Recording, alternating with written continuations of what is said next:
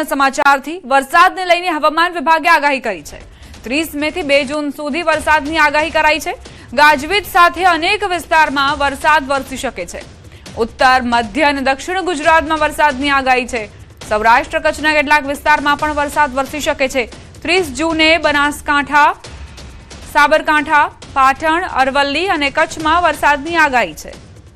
31 જૂને દાહોદ, છોટાઉદેપુર, બનાસકાંઠા, સાબરકાંઠા, પાટણ અને અરવલ્લીમાં વરસાદની આગાહી છે। માફ કરશો, એક કરેક્શન આવ્યું છે।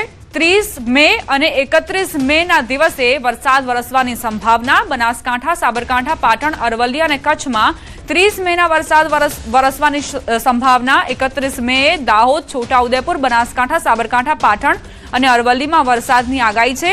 1 જૂને પંચમહાલ, વડોદરા, નર્મદા, દાહોદ, છોટાઉદેપુર, બનાસકાંઠા, સાબરકાંઠા, પાટણ, અરવલ્લી અને ભાવનગરમાં વરસાદ વરસી શકે છે। અમરેલીમાં પણ વરસાદ વરસી શકે છે 1 જૂને।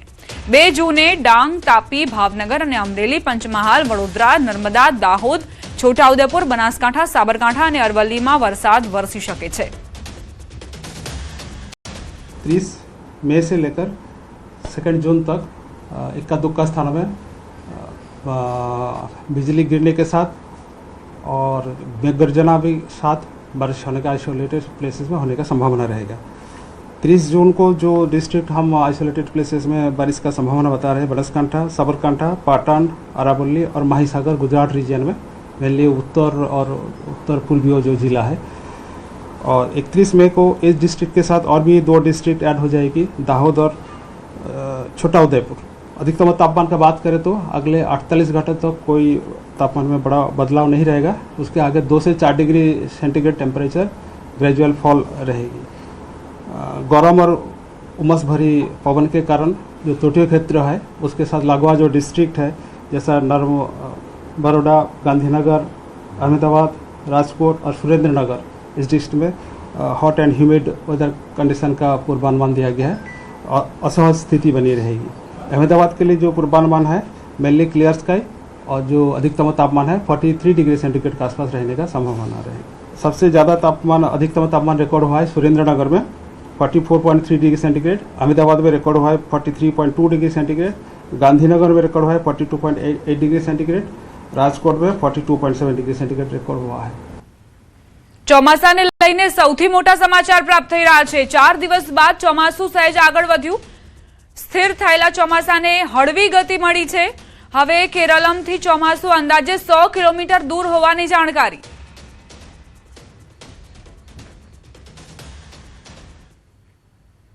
ચોમાસા પહેલા જૂનાગઢના ઘેડના ખેડૂતો ચિંતિત બન્યા છે। ઓજત નદી ફરી બની શકે છે મુસીબત। ગત વર્ષના પૂરના તૂટેલા પાળા હજુ પણ અધૂરા છે। ચોમાસામાં જળબંબાકાર થવાનો ખેડૂતોને ડર છે।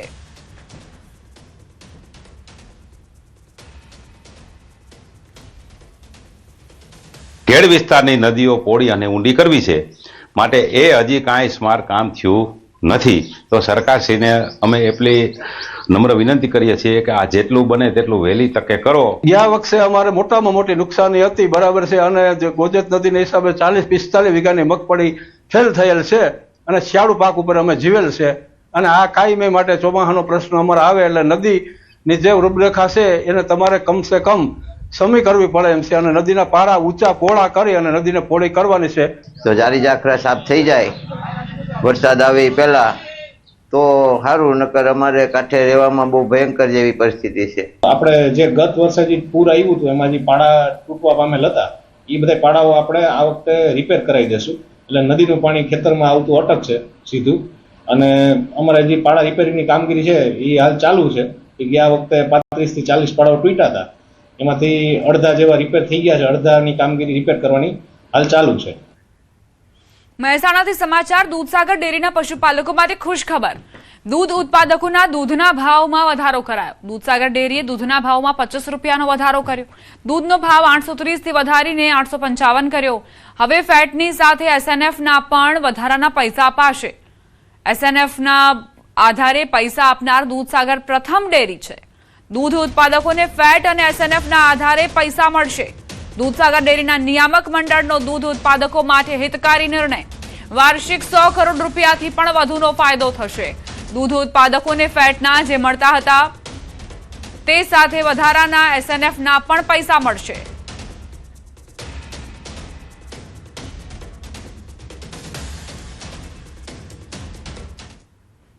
દક્ષિણ ગુજરાતમાં સહકારી શુગર મિલોને સહકાર મંત્રાલય તરફથી મોટી રાહત મળી છે. સહકારી ખાંડ ઉદ્યોગ મંડળીઓએ ખેડૂતોને ચૂકવેલ શેરડીના ભાવોને ગુજરાતના મુખ્યમંત્રી તેમજ સહકાર મંત્રીની સરકારે સત્તાવાર મંજૂરી આપી દીધી છે. દક્ષિણ ગુજરાતના સહકારી શુગર મિલ અને કરોડો રૂપિયાના ટર્નઓવર સાથે સંકળાયેલા શેરડી પકવતા ખેડૂતોના હિતમાં રાજ્ય સરકારે મહત્વનો નિર્ણય કર્યો છે. વર્ષ 2007-8 થી વર્ષ 2014-15 દરમિયાન સહકારી ખાંડ ઉદ્યોગ મંડળીઓએ ખેડૂતોને ચૂકવેલ શેરડીના ભાવોને ગુજરાતના મુખ્યમંત્રી તેમજ સહકાર મંત્રીની સરકારે સત્તાવાર મંજૂરી આપી દીધી છે. આ મંજૂરી મળતા જ રાજ્યની તમામ સહકારી શુગર મિલો જે વર્ષોથી તોડતો અંદાજિત 1500 કરોડના ગેરવ્યાજબી ઇન્કમટેક્સનો બોજો કાયમ માટે હટી જવા પામ્યો છે. લગભગ 1447 જેવી કરોડની માંડવા રકમ ગુજરાત ખાંડ ઉદ્યોગની માફ થવાની છે. તો તે ટાઈમે હું ગુજરાત સરકાર, કેન્દ્ર સરકાર અને તમામ ડિપાર્ટમેન્ટનો હું આ તબક્કે ખાંડ ઉદ્યોગ સંઘ વતી અને ગુજરાતના તમામ ખાંડ ઉદ્યોગ વતી અને ચલથાણ શુગર વતી હું આભાર પણ વ્યક્ત કરું છું. અને ખેડૂતના હિતમાં આ એક ઉમદા કાર્ય આ ભૂપેન્દ્રભાઈ પટેલની સરકારની ભૂપેન્દ્ર પટેલ સાહેબની સરકાર અને જીતુભાઈ વાઘાણી સહકાર મંત્રી અને કૃષિ અને સહકાર મંત્રીના નેજા દ્વારા એક ઉમદા કાર્ય કરવામાં આવ્યું છે. એ બદલ એમનો હું ખૂબ ખૂબ આભાર વ્યક્ત કરું છું. સુરેન્દ્રનગરમાં PGVCLની મુખ્ય કચેરી ખાતે સ્માર્ટ મીટર મુદ્દે સ્થાનિકો દ્વારા ઉગ્ર વિરોધ નોંધાવવામાં આવ્યો. શહેરના કૃષ્ણનગર વિસ્તારમાં સ્માર્ટ મીટર લગાવ્યા બાદ ખોટા ફાયદા બતાવવામાં આવ્યા હોવાના આરોપ સાથે લોકોમાં રોષ જોવા મળ્યો. છેલ્લા 4 મહિનાથી વીજ બિલ ન મળતા ગ્રાહકોને ભારે હાલાકી. ગરીબ અને મધ્યમ વર્ગના પરિવારો એકસાથે મોટી રકમ ભરવા સક્ષમ ન હોવાના કારણે પરેશાનીનો સામનો કરી રહ્યા છે. સ્થાનિકોનું કહેવું છે કે જો તાત્કાલિક બિલ આપવામાં નહીં આવે તો ઉગ્ર આંદોલન કરાશે. ફાયદા સમજાવ્યા તમારે મહિને મહિને લાઇટ બિલ આવી જશે અને તમારે નખાવું તો પડશે જ તે ગમે ત્યારે આવું કહેવામાં આવ્યું. એટલે બધાએ મીટરો નખાવ્યા. તો હવે 4 મહિના થઈ ગયા હજુ લાઇટ બિલ આવ્યું નથી. તો એના માટે વારંવાર રજૂઆત કરવામાં આવી PGVCLમાં પણ કોઈ કઈ જવાબ આપવામાં આવ્યો નહીં. તો 3 દિવસનું હાલ એમણે કીધું છે કે 3 દિવસમાં તમારા લાઇટના બિલ આવી જશે. જો નહીં આવે તો અમે ધરણા ઉપર બેસશું. 6 મહિનાથી 4 મહિનાથી બિલ નથી આવ્યા.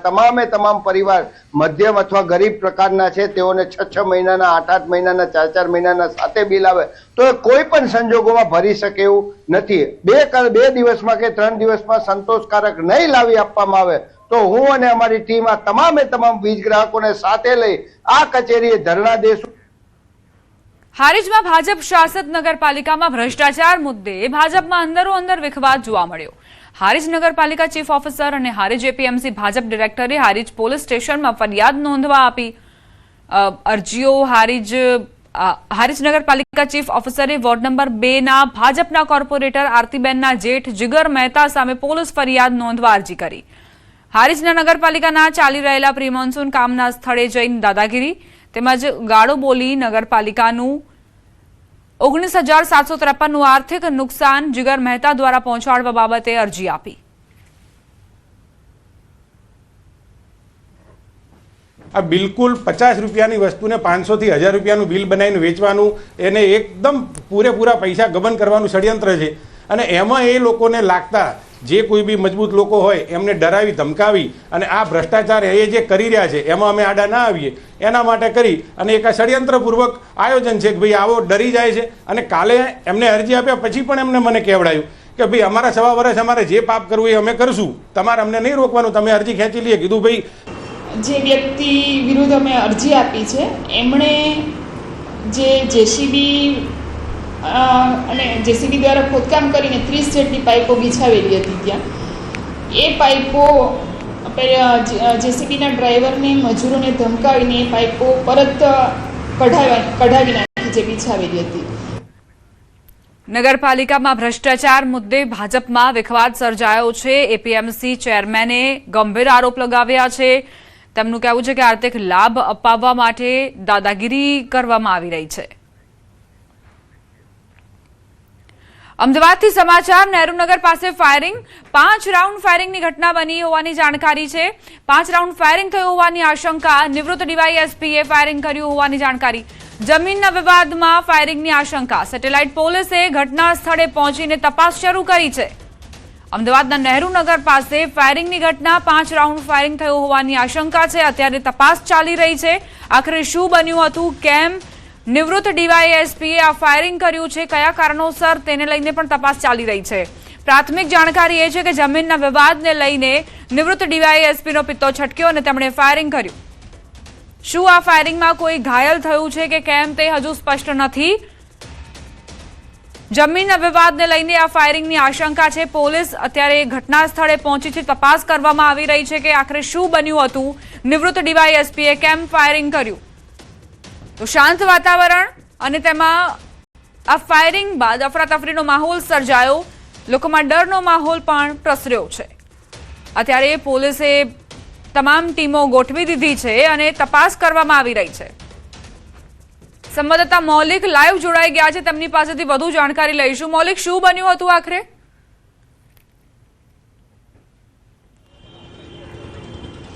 દીપા જે રીતે પ્રાથમિક વિગતો મળી રહી છે કે નહેરુનગર બસ સ્ટોપ જે છે જીએસઆરટીસીનું તેની બિલકુલ લગોલગ આવેલી એક જમીન જે છે કે જ્યાં થોડા ઘણા સ્ટોલો જે છે તે ઊભા કરવામાં આવ્યા છે અને સ્ટોલના જમીન ધારક જે કહી શકાય તે અશ્વિન ચૌહાણ નિવૃત્ત ડીવાયએસપી હોવાનું માનવામાં આવી રહ્યું છે અને તેના દ્વારા 5 રાઉન્ડ હવામાં ફાયરિંગ જે છે તે કરવામાં આવ્યું છે જે રીતે પ્રાથમિક વિગતો મળી રહી છે કે અહીંયા આગળ જે વિવિધ સ્ટોલો બનાવવામાં આવ્યા છે તેમાં સ્ટોલના ઈચ્છુક વ્યક્તિઓ જે છે તે તેમની સાથે વાટાઘાટો કરવા માટે આવ્યા હતા અમુક બાબતે જે ચર્ચા વિચારણા કરવાની હતી તે નહોતી થઈ શકી અને તેમાં ક્યાંક મનોમન ઉશ્કેરાઈ અને અશ્વિન ચૌહાણ નામના નિવૃત્ત ડીવાયએસપી જે છે તેમણે હવામાં 5 રાઉન્ડ ફાયરિંગ કર્યું હતું અને આ બાબતે પોલીસને જાણ થતાં તાત્કાલિક ઘટના સ્થળે પોલીસ અને અત્યારે હાલ ક્રાઇમ બ્રાન્ચની ટીમ જે છે તે ઘટના સ્થળે પહોંચી રહી છે આપ દ્રશ્યમાં જે જોઈ શકો છો કે ક્રાઇમ બ્રાન્ચની ટીમ છે તે અત્યારે હાલ ઘટના સ્થળે પહોંચી અને વિવિધ બાબતે તપાસ કરી રહી છે કે ખરેખર ફાયરિંગ કરવા પાછળનું કારણ શું હોઈ શકે છે એફએસએલની ટીમ જે છે તે પણ હવે ઘટના સ્થળે પહોંચી જે ફાયરિંગ થયું છે તે પાછળનું કારણ અને તમામ દિશામાં તપાસ જે છે તે હાથ ધરી રહ્યું છે મહત્વનું છે કે છેલ્લા 2 દિવસમાં આ પ્રકારની ઘણી ઘટનાઓ જે છે તે આવી રહી છે અત્યારે હાલ પોલીસની વાત કરીએ તો પોલીસ આસપાસની જી મૌલિક આભાર તમામ જાણકારી આપવા માટે